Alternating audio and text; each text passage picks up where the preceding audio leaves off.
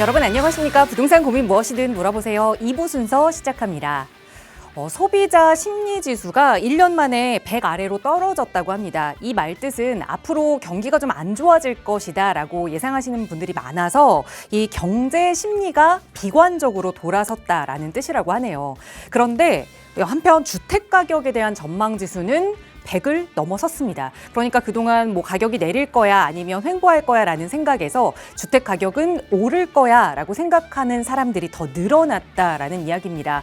경제는 더 어려워질 건데 집값은 더 오를 것 같다라고 생각하는 사람들이 늘어났다는 게 과연 무슨 뜻일까요? 그리고 그 안에서 우리는 또 어떤 투자 전략으로 임해야 하는 걸까요? 고민되신다면 오늘도 저희와 함께 이야기 나눠보세요. 무료 상담 전화 02-2638-3972번으로 함께 할 거고요. 문자 편하시다면 유료 100원의 상담 문자 샵 3989번도 이용하실 수 있습니다. 자, 그럼 오늘 준비한 2부 순서 지금 바로 출발합니다.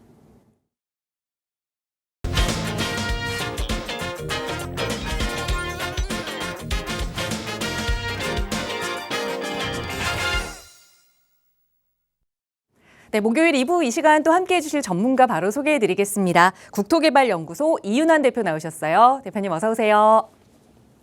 네, 반갑습니다. 정규신 시청자 여러분, 자, 목요일 2시에 찾아오는 이윤환 박사입니다. 자, 어쨌든 날씨가 굉장히 좀 좋아요. 예, 활동하기도 좋고. 근데 이 시간만큼은 또 여러분들이 TV를 통해서 고민을 어떻게 해결해야 될지를 조금 찾아가는 시간입니다. 그래서 많은 고민이 계신 분들은 바로 전화를 주셔서요, 속 시원하게 이 시간을 통해서 해결 지으시길 바라겠습니다.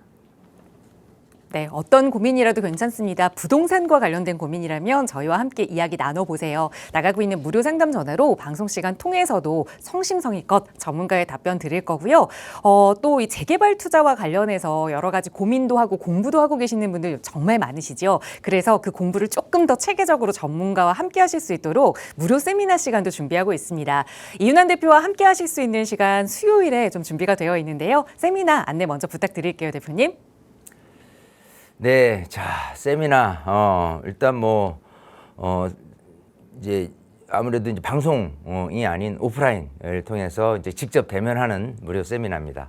자, 세미나는 저는 항상 일석오조라고 표현을 할 정도로 세미나에 오셔서 얻어가시는 게 굉장히 많을 것이다 라는 부분인데요.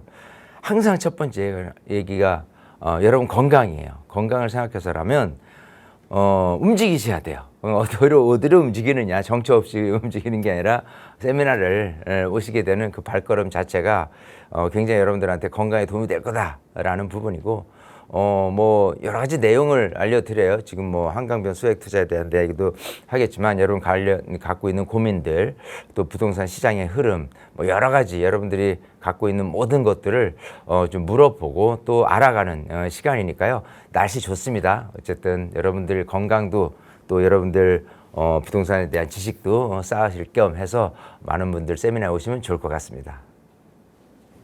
네, 수요일에 함께 하실 수 있는 시간이니까요. 선착순으로 접수 받고 있습니다. 나가고 있는 번호로 문의 주세요. 한강변 재개발 투자에 대해서도 공부하고 또 여러분 가지고 계시는 고민 오프라인에서 이야기 나눠보실 수 있는 귀한 자리니까요. 많은 분들 함께 해보셨으면 좋겠습니다.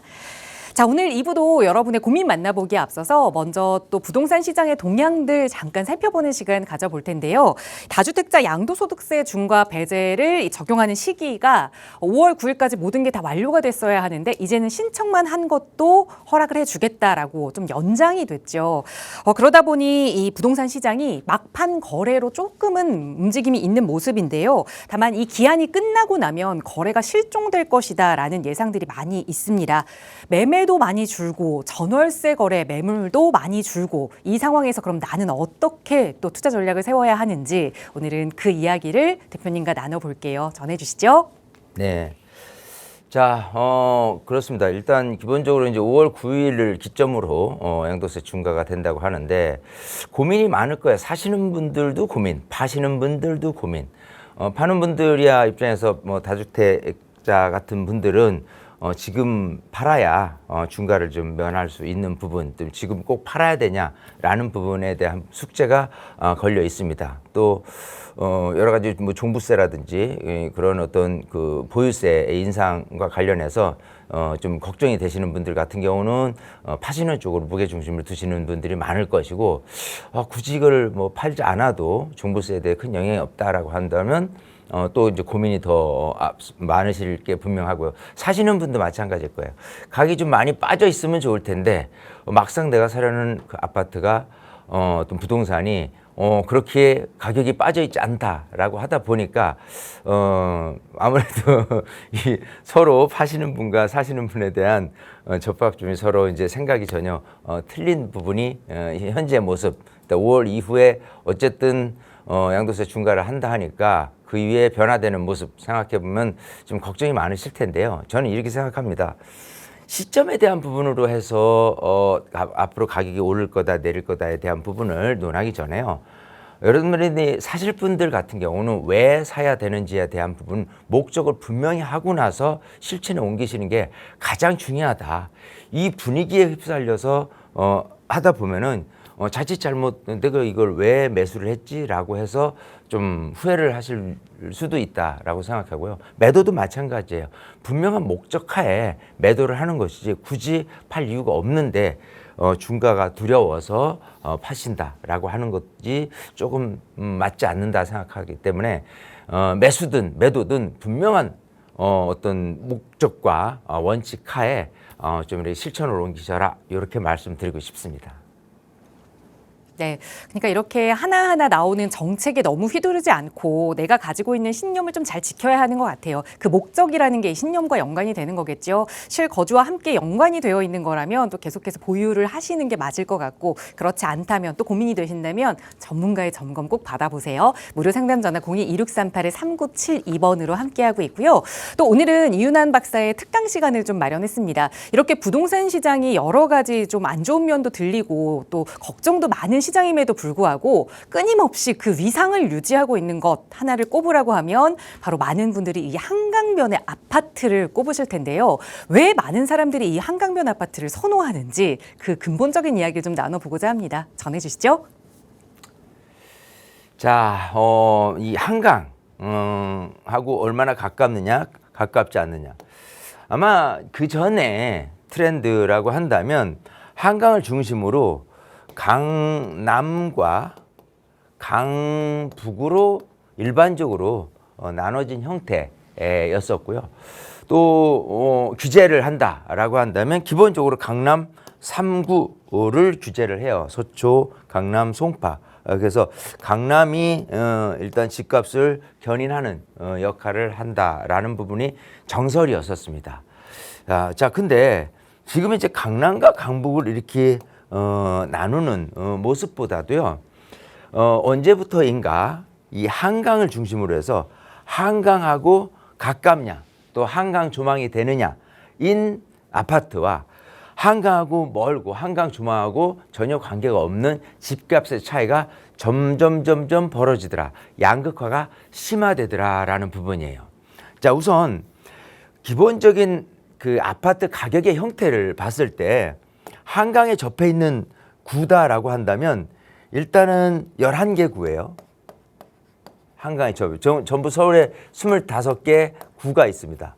그러니까 한강에 접해 있지 않은 구는 14개 구고. 자, 11개가 일단은 강북 쪽에 위치한 곳부터 보면은 마포구, 용산구, 성동구, 우리가 흔히 뭐 마용성이라 불리는 곳이 이 한강변에 위치한 구다.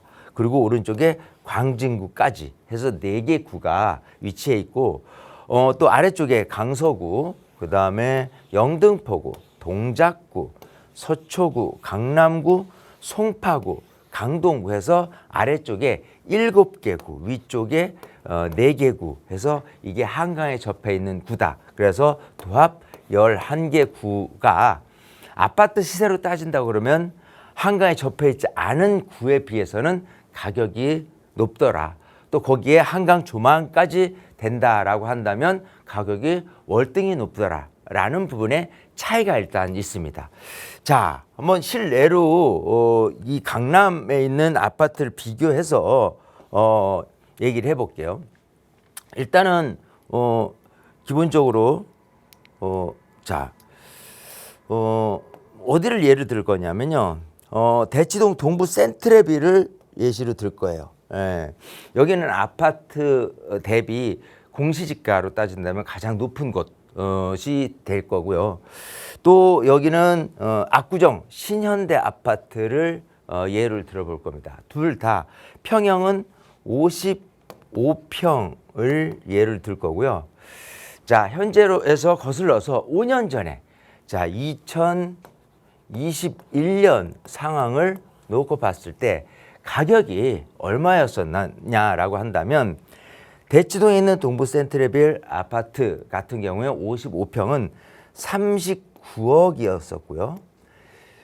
이쪽 압구정의 신현대 아파트, 물론 이제 재건축에 대한 기대치도 있어서 가격이 막 오르던 참이었지만 어쨌든 이게 45억이었었어요. 자, 55평 똑같은 평형의 가격이 39억 대치동부의 센트레빌, 그리고 압구정 신현대 아파트 경우는 45억, 고작 6억 차이가 났었던 과거 5년 전의 모습에서 현재 모습으로 딱 이렇게 비교를 해보면 현재는 얼마냐라고 한다면, 이 대치동의 동부 센트레빌 같은 경우 55평이 55억이 됐어요. 자, 평당 1억의 가치가 됐죠. 자, 근데 압구정 신현대 아파트는 55평이 얼마냐면 110억이에요.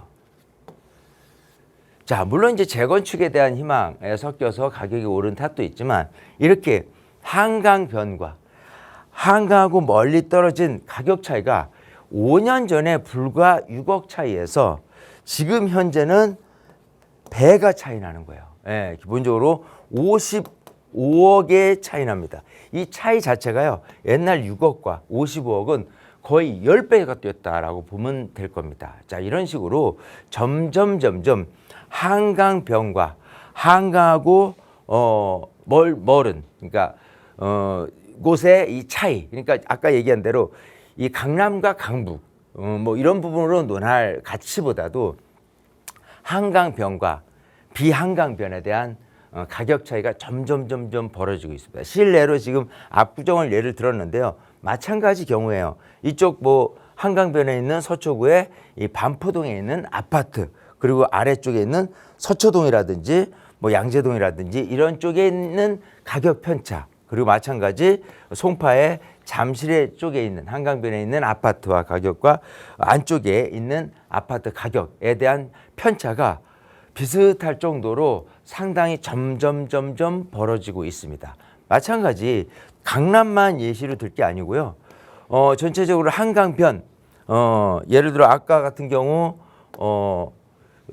이 마포구, 또 용산구, 성동구, 광진구를 예를 든다고 하더라도 한강변에 있는 동, 예를 들어 광진구는 뭐 자양동이 여기에 속할 것이고, 또 성동구 같은 경우는 성수동이 예를 들 것이고, 또 용산구 같은 경우는 이촌동이라든지 한남동이라든지 이런 것들이 또 마포 같은 경우도 이 망원동이라든지 이 합정역 근처에 있는 곳 같은 경우에 가격과 그렇지 않은 곳의 가격이 점점 벌어지더라라는 부분입니다. 자, 이거는 이제 현재 아파트 시세적인 관점에서 얘기를 들었는데, 여기 같은 경우는 일단은 한강을 남쪽으로 바라보는 측면에서 더 이 조망권이라는 부분이 오히려 이 강남에 있는 곳보다는 훨씬 유리하게 작용을 하기 때문에 그 가격이 생각하는 것보다 더 많이 뛸 가능성도 있다 생각을 하는 거예요. 보통 이제 한강 조망하면은 다들 그냥 거실에서 그 한강을 바라보는 거를 생각을 하는데, 실제로 이런 반포라든지 압구정이라든지 이런 한강을 등을 지고 있는 아파트들은 거실을 북쪽으로 뭐 향해 있을 수는 없겠죠. 자, 그러면 그 중에서 방 하나 정도가 한강이 조망되더라라는 측면에서 한강 조망권을 얘기하는 반면에, 이렇게 강북 쪽에 위치한 곳은 거실, 만방 이런 것들이 전부 다 한강을 향해 있는 쪽으로 생각을 해본다면 조망권에서 점점 우수한 입지가 되어 갈 것이고 거기에 따라서 아파트 가격도 비례해서 올라갈 가능성도 있습니다.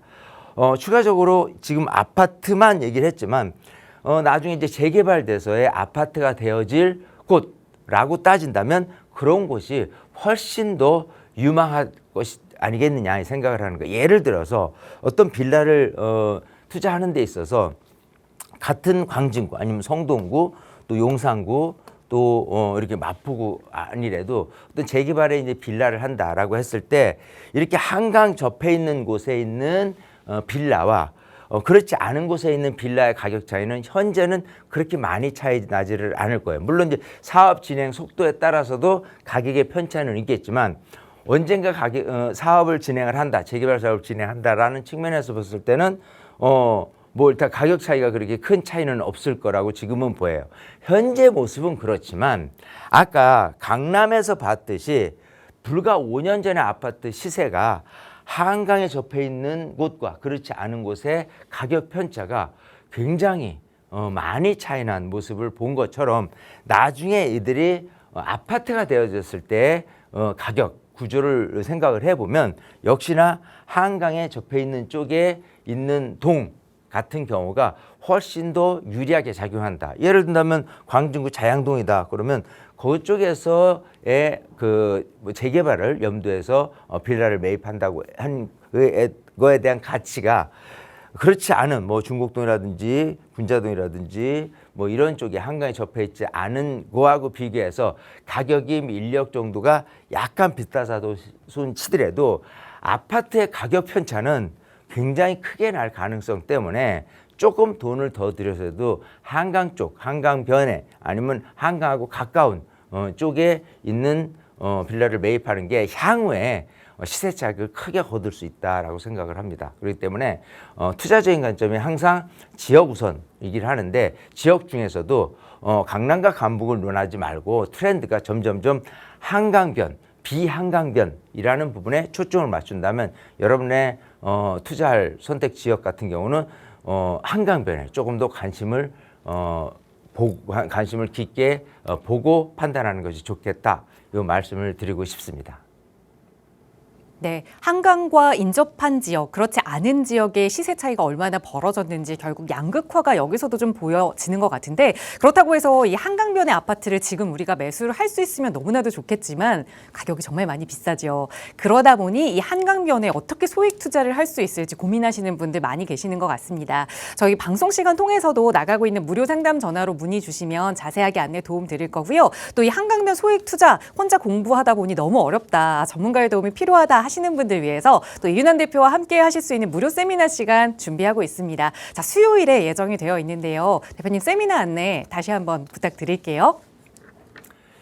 자, 그래요. 뭐 일단은 지금처럼 한강변에 대한 내용을 좀 말씀을 드렸는데 이거는 좀 러프하게 앞으로 향후 한강이 이렇게 좋아질 것이다라는 부분이 있지만 세미나에 오시면 좀 더 구체적인 금액적인 비교를 해드려요. 내가 여기를 얼마에 사고 실투자금은 얼마 들어가는데 나중에 이제 아파트가 되어지고 나서 얼마의 이익이 될 것이다. 얼마 기간 동안 이거를 생각을 해본다면 내 투자금 대비 효과성에 대한 부분이 얼마나 차이가 벌어지는지에 대해서 지역적으로 이제 사례를 들어서 이제 분석을 해 나갈 겁니다. 그렇게 된다면 여러분들이 그냥 단순하게 감으로 어떤 투자적인 방식을 공부하는 게 아니라 금액적인 수치를 갖고 수학적이고 과학적으로 조금 더 바라보는 시각으로 공부를 하게 될 것이기 때문에요.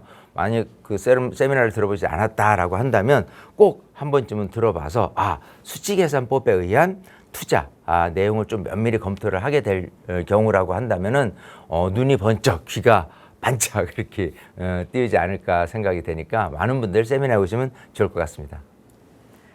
네, 여러분이 생각하고 계시는 그 투자 자금에 맞춰서 또 계획을 세워보고 지역도 분석해 볼 수 있는 귀한 시간이니까요. 수요일 함께하고 싶으시다면 나가고 있는 번호로 문의 주세요. 자세하게 안내 도움 드릴게요. 자, 또 오늘 방송 시간 통해서도 계속해서 여러분의 고민 만나보겠습니다. 2부 첫 번째 시청자분 전화 연결해 볼게요. 여보세요? 네, 여보세요? 안녕하세요. 반갑습니다. 네, 안녕하세요. 네, 시청자님 네, 어떤 네, 고민 이야기 나눠볼까요? 예, 저는요, 네. 독립문역에 경희궁 롯데캐슬을 네.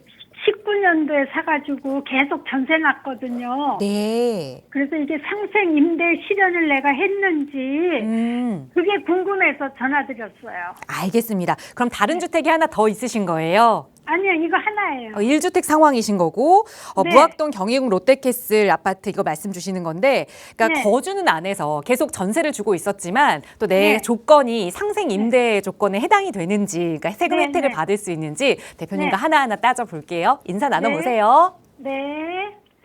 네, 반갑습니다. 네, 반갑습니다. 안녕하세요. 네, 네. 자, 지금 독립문역에 예, 지금 신축 아파트잖아요. 네. 네, 야, 자, 요거를 이제 2019년도에 네, 경희궁 네. 롯데캐슬을 매입을 했어요. 예, 근데 이제 그 당시라면은 조정 대상 구역이었고요. 그죠? 네. 자, 그래서 조정 대상 구역에 예, 1주택을 갖고 있는데 네. 그냥 단순하게 1주택만 갖고 있으면 원래는 비과세인데 이 조정 대상 구역 일대 1주택이 네. 매입을 해야 된다라고 한다면 거주를 해야 돼요. 네, 네. 근데 이제 내가 거주할 사항은 아니고 네. 임차인을 들여서 네. 임차를 놨는데 네. 임차인에게 뭐 거주를 2년 하고 나서 그다음에 네. 5% 이하로 네. 임대료를 상승을 시키고 이하로 네. 예, 그러고 예. 나서 더 연장해서 네. 했다라고 하는 조건 자체가 상생 임대주택에 들어가는 거예요. 네. 자, 그러면 재계약한 게 시점이 언제였죠? 제가 이제 처음부터 말씀드릴게요. 네네네. 1차 계약, 신의 1차 계약은 네. 19년 9월 30일 날 해서 네. 21년 9월 29일 날 나갔고요. 예. 네, 그 다음 2차 계약은 예. 21년 10월 10일 날 해서 23년 5월 30일 날 나갔어요. 19개월. 예. 19개월 살고 그게 6억하고 월세 110만 원. 네네. 그 다음에 3차 계약이 네. 이제 5% 미만 하라 그래가지고 23년 5월 30일 날 해서 25년 5월 29일 24개월 했어요. 네. 예, 그게 6억 3천. 네. 예, 그 2차, 3차 그걸 내가 상생임대 실현을 했는지 그게 네. 궁금해요. 네. 결론은 상생 임대주택에 해당이 돼요. 아, 네. 자, 요거를 아까 시점을 이렇게 봤고요. 예, 이 시점은 2021년부터 상생 임대주택 얘기가 나왔고 네, 제대로 갖춰진 건 2022년부터 출발을 합니다. 네, 자, 상생 임대주택에 대한 혜택은 올해 말까지로 돼 있어요. 더 연장될지 모르겠지만. 네, 네. 근데 이 안에 지금 5% 네. 이내로 예. 지금 아까 6억에서 6억 3천이니까 딱 5%만 올리고 네. 그 다른 세입자를 통해서 이제 그 5% 이내로 올리고 나서 이렇게 네. 저 세입자를 맞췄기 때문에 네. 우리 시청자님은 100% 상생 임대 주택에 해당돼요. 아, 그래서 그래요? 거주를 하지 예. 않아도 네. 비과세를 받을 수 있는 부분이 돼요. 아, 자, 그래요? 근데 또 하나는 예. 자, 이거를 파시려고 해요? 예? 매도를 하실 계획이신가 이거죠? 아, 지금은 아니고 이거를 확실하게 알아두고 이제 한 2년 후쯤 매도하려고요. 네, 왜냐하면 예. 제가 그 말씀을 드리고 싶은 거예요. 예. 지금 시세가 얼마 정도 해요? 지금 저 18억에 내놨더니 네. 5천만 원 깎더라고요. 아, 그래요? 예, 그래서 그냥 다시 또 임대 놨어요, 지금. 예, 잘 하셨어요. 왜냐하면 예. 이게 지금 독립문역 바로 초역세권에 있잖아요. 네, 네. 물론 세대수는 195세대이지만 예. 이 근처의 아파트, 새 아파트가 상당히 귀해요. 예, 예. 그리고 금액이 네. 여기 아래쪽에 서대문역 쪽으로 가다 보면 경희궁 자이 있잖아요. 예, 예. 여기가 상당히 비쌉니다.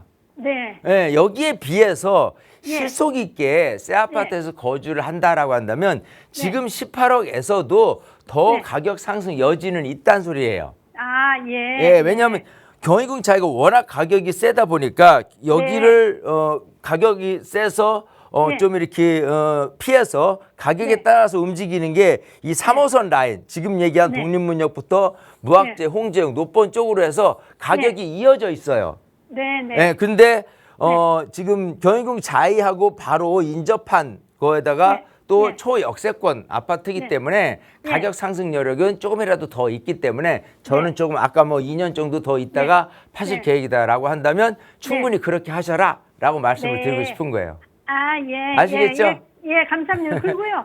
저기 이사할 때 19개월 있었는데 그거 괜찮아요? 괜찮아요. 1년 6개월 이상만 있으면 되는 거예요. 아, 네, 네. 네. 예. 여기 정리해드리겠습니다. 감사합니다. 네, 네. 이제 마음 편하게 보유 계획을 세우셔도 좋습니다. 이제 상생 임대주택에 해당되는 조건을 갖추셨기 때문에 하지만 지금 당장은 매도하지 말고 조금 더 보유하자라는 조언까지 드렸어요. 만약에 매도해야겠다 그 시점이 되시면 다시 한번 꼭 저희와 이야기 나눠보세요. 무료 상담 전화 02-2638-3972번으로 함께하고 있습니다. 자, 다음 전화 연결해 볼게요. 여보세요. 아, 네, 안녕하세요. 안녕하세요. 반갑습니다. 네. 네, 오늘 어떤 부동산 이야기 나눠볼까요?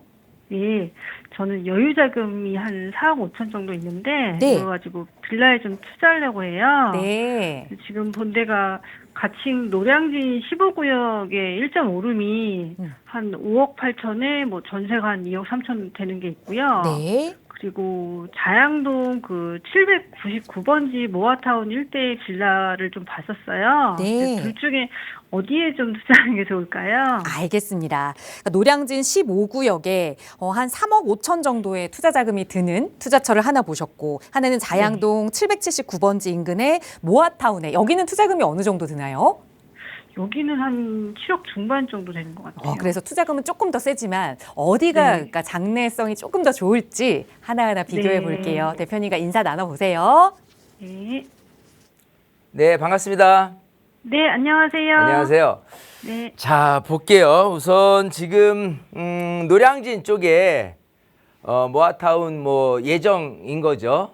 네. 지금 15구역 정도 해서 이제 거기를 매입을 할까. 실투자 금액이 약간 3억 5천 정도 들어간다고 했고 아, 네. 또 하나는 자양동에 지금 한창 진행되는 곳 자양 1동의 모아타운 사업지에서 좀 빠져 있긴 하는데 뭐 거기서 만약 편입이 된다라는 조건으로 이쪽에 투자를 한다면 아까 뭐 7억대를 했으니까 한 실투자 금액 한 4억 5천 정도라고 말씀하신 것 같아요. 맞죠? 네, 맞아요. 네, 자, 그 상태에서 둘 중에 어디가 괜찮냐라고 한다면 항상 이 재개발에 대한 부분에 대해서 이 재개발은 결국은 나중에 이제 아파트가 지어지는 건데 아파트 시세가 얼마 갈 거냐라는 부분은 사실은 손쉽게 알 수는 있어요. 왜냐하면 일단 노량진 지역에 대한 이 지금 현재 사업지 근처에 있는 아파트 시세를 분석하면 될 것이고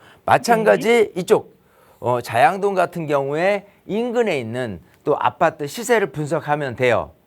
네. 네, 그러면 아파트 시세가 좀 얼마 정도 할 거냐라는 부분에 대해서 예상치를 해본다면 일단 지금 투자액은 여기는 실투자 금액이 3억 5천, 자양동은 4억 5천, 1억 차이기는 해요. 근데 네. 이쪽에 지금 지역으로 따졌을 때 어디냐면 여기가 그 노량진 우성 아파트 아래쪽이 15구역 예정지로 돼 있다 이거죠. 이렇게 돼 있습니다. 자, 지금 이제 노량진 우성 아파트 물론 오래된 아파트기는 해요. 근데 여기 30평대 기준으로 했을 때는 20억이 안 넘습니다. 지금 한 15, 6억 정도 해요. 네. 자, 만약에 이게 새 거가 들었을다라고 했을 때 가격이 얼마 정도로 상승 여력이 있냐면 하면 20억 초반대라고 볼 수가 있어요. 네. 기본적으로 만약에 새 아파트 같은데. 자, 그러면 현재 여기서 금액은 3억 초반에 또 아직 사업이 뭐 지금 가속화되거나 이런 건 아니에요. 지금 이제 사업을 할 예정이다라는 부분에 있어요. 그런 네. 측면에서 3억 초반에 실투자금으로 했을 때 나중에 20억 초반이다라고 이것저것을 계산을 해보게 된다면 대략한 상승 여력 자체가 한 7, 8억 정도의 이익을 좀 볼 수 있는 지역이 아니겠느냐 생각을 해요. 아, 그러니까 네. 3억 초반을 갖고 나중에 이익은 한 7억에서 8억 정도를 예상할 수 있다. 물론 이걸 좀 구체적으로 좀 들어가 보면 이쪽에 조합원 분양 금액이 얼마 할 거냐, 이 조합원 분양 금액 해서 내가 평가를 얼마 받을 거냐, 그리고 시세가 대략 한 뭐 20억 초반이다라고 했을 때 이런 부분을 한 세 가지만 엮어서 좀 이렇게 연구를 해 본다고 한다면 아까 같은 결론인 7억에서 8억 정도가 나온다라고 볼 수가 있어요. 자, 근데 실투자금은 3억 5천. 그러니까 우리는 뭘 생각하냐면 항상 투자금 대비 효과성을 보는 거예요. 자, 거기에 기간을 또 산정을 해요. 기간이라는 거는 결국은 사업이 빨리 될 거냐 안 될 거냐라는 부분이에요. 자, 일단은 아까 얘기했는데 3억 초반 투자해서 7억에서 8억 정도를 이익을 볼 것이라는 예상을 했는데 그 예상을 뛰어넘은 부분으로 가려면 이 아파트 시세가 점점점 높아질 수 있느냐까지도 분석을 해야 돼요. 자, 무슨 소리냐면 노량진 같은 경우도 지금 이제 재개발이 돼서 막 아파트들이 들어오기는 해요. 그죠? 예. 근데 이 재개발돼서 아파트가 하나, 둘 들어오는 이 노량진 뉴타운 지역에 있는 아파트가 아닌 그렇지 않은 지역 같은 경우는 이렇게 군데군데 아파트가 되어질 지역 있고 또 오래된 아파트가 이제 재건축을 언젠가 하겠죠. 라는 부분에 대해서 이렇게 그 통합적으로 전부 아파트촌이 되는 게 아니라 부분에 따라서 이제 새 아파트가 탄생되는 재개발 구역 또 이제 모아타운 구역 그렇지 않으면 이제 오래된 재건축 아파트들이 혼재되는 부분 속에서 가격이 전체적으로 따졌을 때는 뭐 새 거는 좀 어느 정도 시세가 갈 것이고 그렇지 않은 거는 어느 정도 시세가 가는 쪽으로 이렇게 가격 편차가 형성이 될 것이다요. 그 시점 자체가 생각하는 것보다는 좀 오래 갈 거라고 예상을 해요. 왜냐하면 여기 지금 재개발하는 것도 그렇게 금방금방 되는 건 아니거든요. 자, 그런 측면에서 봤을 때 여기가 이제 아까 20억 초반에서 20억 중반, 30억 뭐 그 이상 될 가능성에 대한 부분은 그렇게 높지는 않다. 아까 얘기대로 만약에 전면적으로 노량진이 다 아파트가 들어온다라고 한다면 그건 얘기가 틀려져요.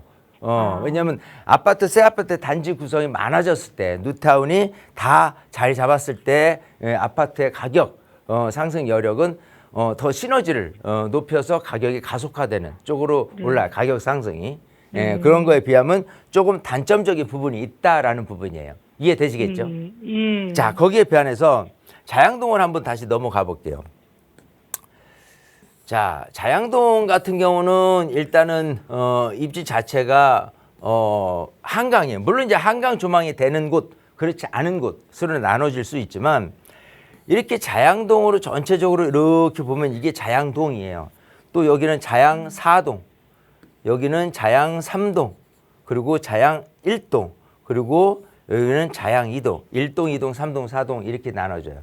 근데 지금 자양동의 모습이 한강 변이기도 하고 신속통합계획으로 3,000세대가 들어오고 또 마찬가지 여기 자양 3동에 있는 아파트 단지 구성 또 그렇지 않은 곳까지도 신통계획이라든지 재개발 사업으로 새 아파트가 들어서는 부분 그리고 마찬가지 자양 2동 같은 경우 한강변에 위치한 A구역, B구역, C구역, D구역 이렇게 있는 모든 곳들이 다 모아타운이 진행되고 있다는 부분이고요.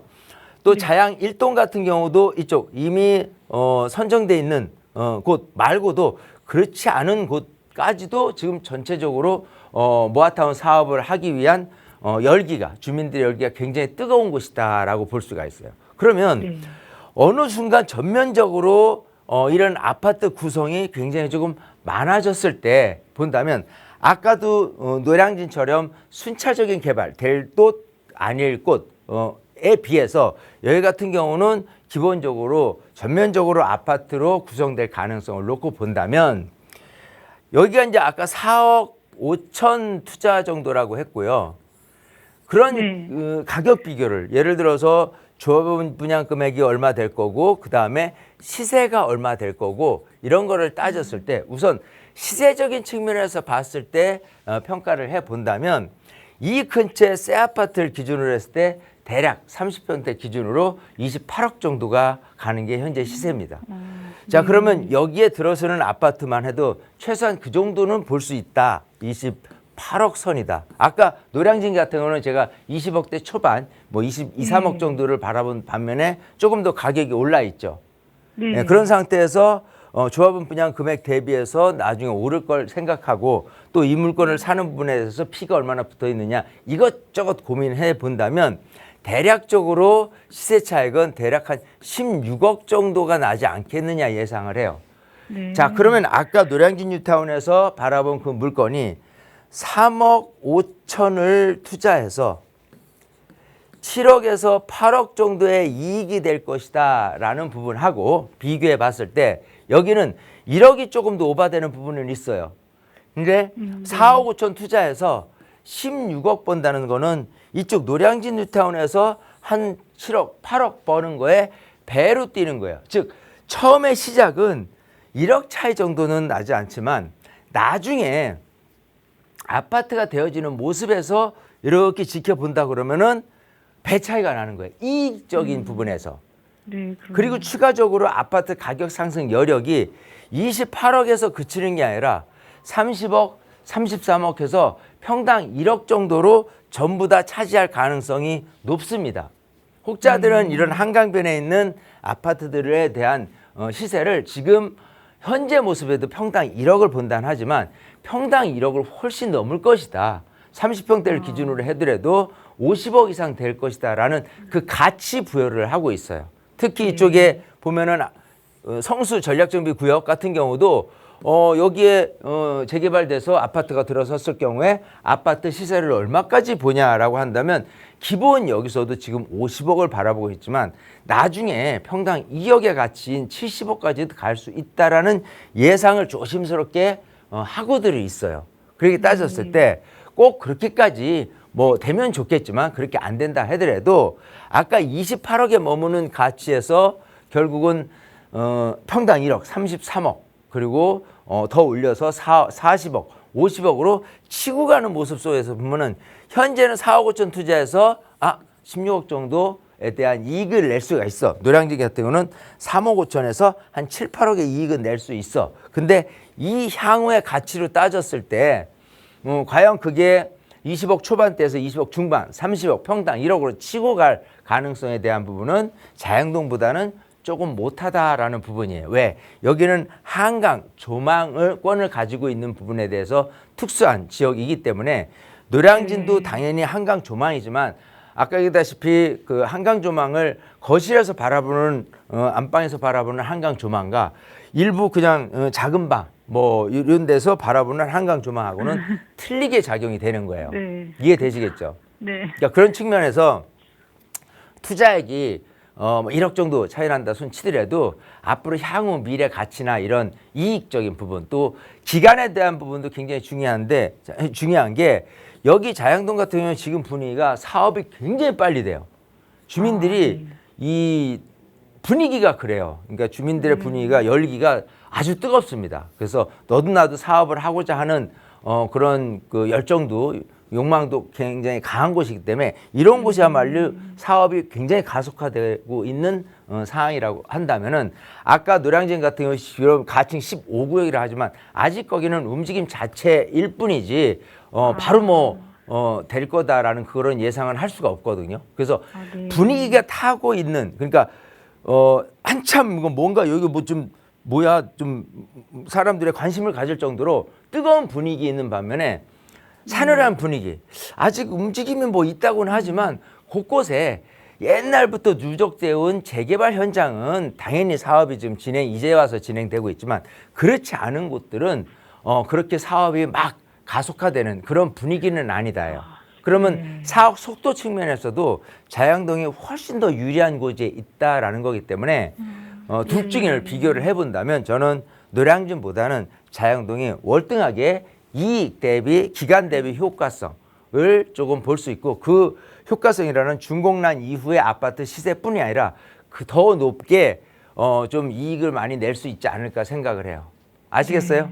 네. 예. 자, 뭐 1억 차이 지금은 좀 크다면 큰 돈이 될 수 있지만 투자금이 뭐 3억 5천이냐 아니면 4억 5천이냐라고 한다면 1억을 더 투자해더라도 나중에 굉장히 많은 이익을 낼 수 있는 곳을 좀 들여다 보시는 게 더 낫겠다. 그것 때문에 세미나에서 이런 얘기들을 해드리니까요. 세미나에 오셔서 조금 공부를 해 보신다고 한다면은 좀 비교가 될 수 있다 생각을 합니다. 아시겠죠? 네, 알겠습니다. 예, 네, 고맙습니다. 여기 정리해드리겠습니다. 네.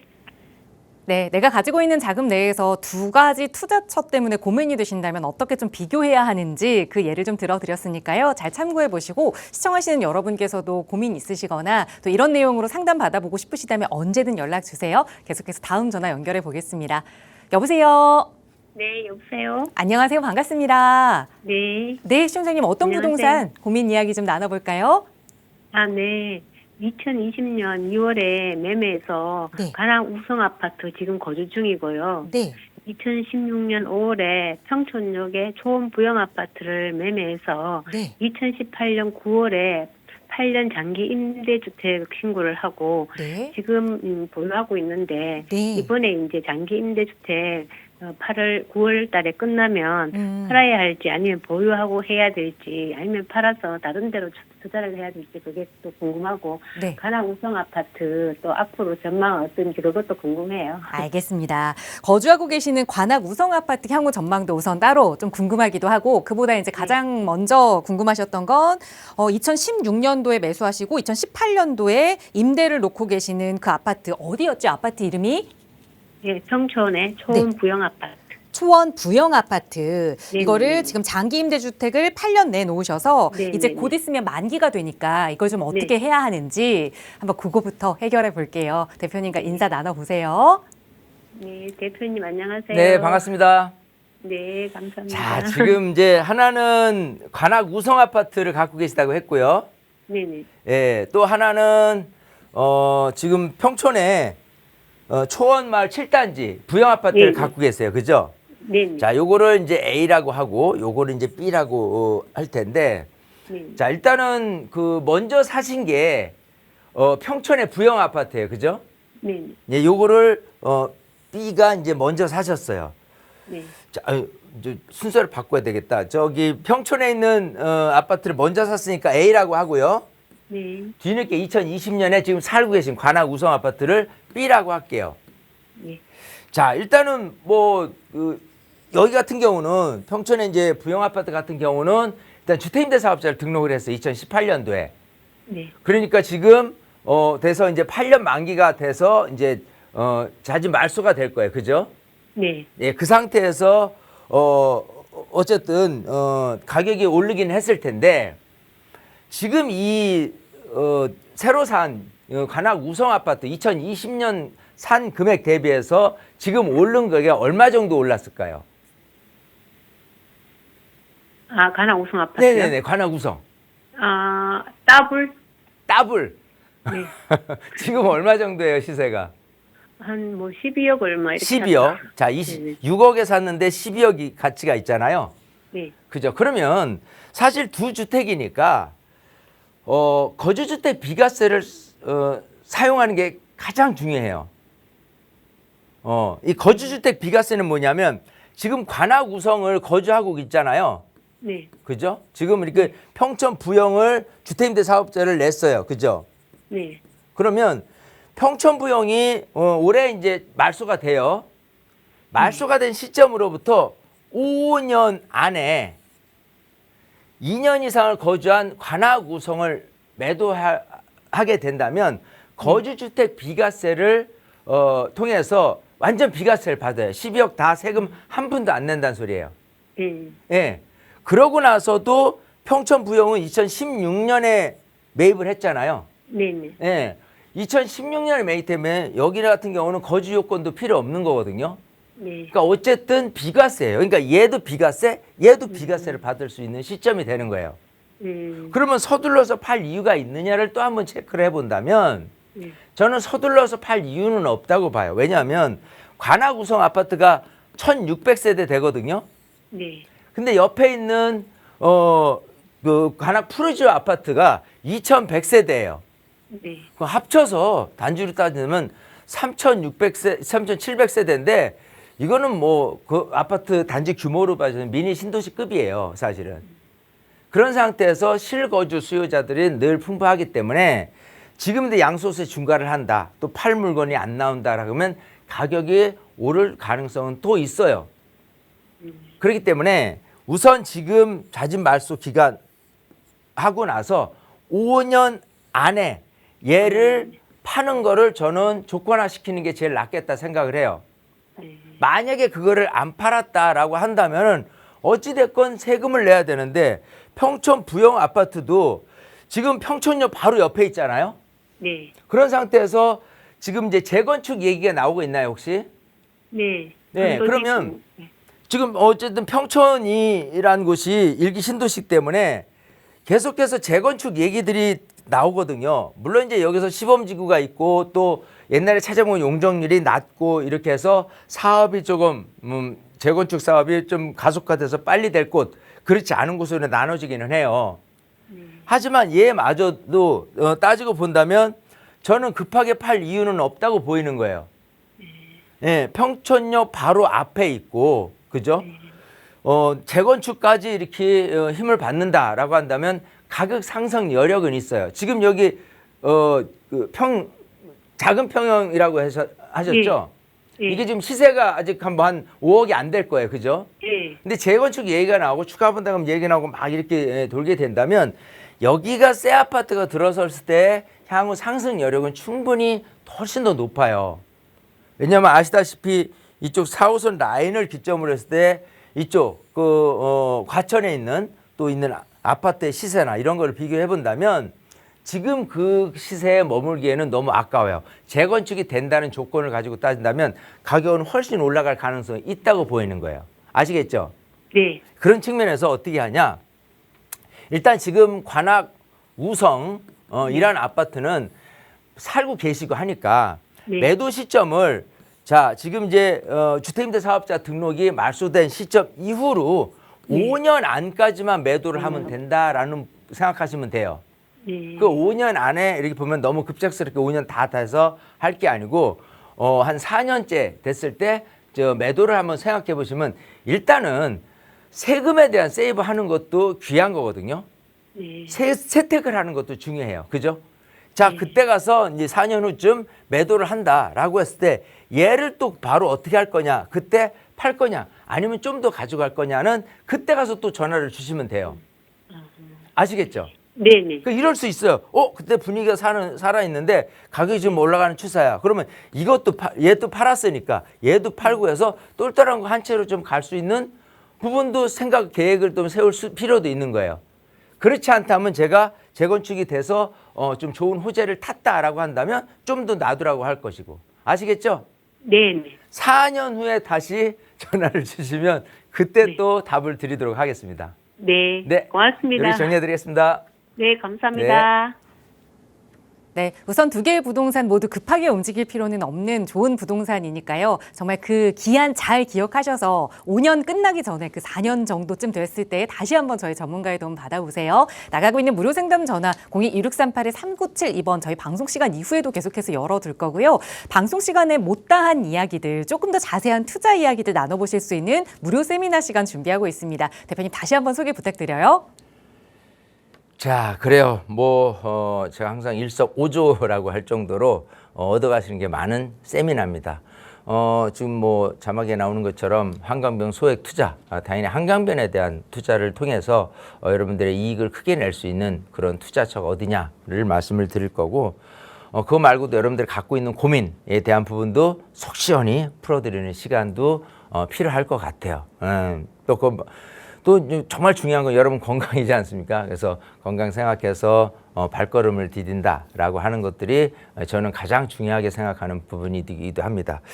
자, 또 지금 국제 정세가 불안해요. 그래서 중동 사태라든지 지금 여러 가지 국내 그 원유 상승에 기인한 원가 상승에 의한 수출, 경제는 굉장히 좀 상황은 좋지는 않은데 이런 상황 속에서 부동산의 해법은 반드시 있을 거라고 생각을 하고, 어쨌든 지금은 시장이 5월 9일을 기점으로 해서 어떻게 흘러갈 것인가에 대해도 좀 자세하게 살펴볼 필요가 있겠다 생각합니다. 그래서 총체적으로 부동산 시장도 보고 또 여러분 갖고 있는 고민도 해결하고 투자에 대한 부분도 면밀히 살펴보는 시간을 가지니까요.